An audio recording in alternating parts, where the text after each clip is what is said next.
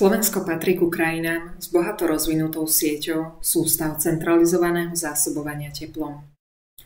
Žiaľ, teplné hospodárstva, ktoré sú súčasťou týchto sústav, sú v súčasnosti v mnohých prípadoch energeticky neefektívne, a to hlavne kvôli palivovej základni, ktorú tvoria fosílne paliva.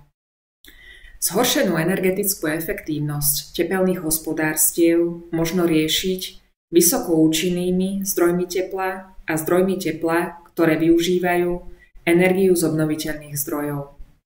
Týmto riešením sa prispeje k dekarbonizácii sústav centralizovaného zásobovania teplom a k dodržiavaniu smernice o energetickej efektívnosti. Nízkopotenciálne obnoviteľné zdroje energie, akými sú napríklad solárna tepelná energia, geotermálna energia a odpadové teplo, sú často bohatým a nevyužívaným zdrojom energie. Okrem zníženia emisí CO2 a iných emisí, tieto obnoviteľné zdroje zvyšujú energetickú účinnosť sústavy.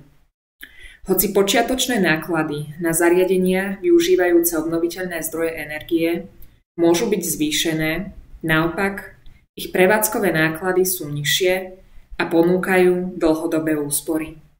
Okrem toho, uvedené počiatočné náklady bývajú podporované vládnymi stimulmi. Zároveň sú k dispozícii technológie, ktoré umožňujú integráciu obnoviteľných zdrojov energie aj do existujúcich sústav centralizovaného zásobovania teplom.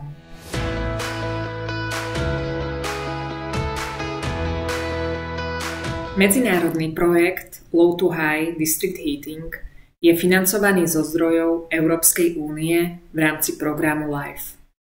Cieľom projektu je podporiť niekoľko sústav centralizovaného zásobovania teplom na Slovensku, v Litve a Poľsku vytvorením štúdií, ktoré potrebuje každá sústava centralizovaného zásobovania teplom, ktorá chce začať s jej dekarbonizáciou.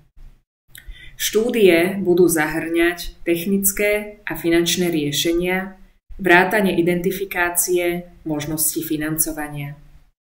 Tieto štúdie budú vypracované za aktívnej účasti prevádzkovateľov, respektíve vlastníkov sústav centralizovaného zásobovania teplom, bez akýchkoľvek nákladov za vypracovanie štúdie.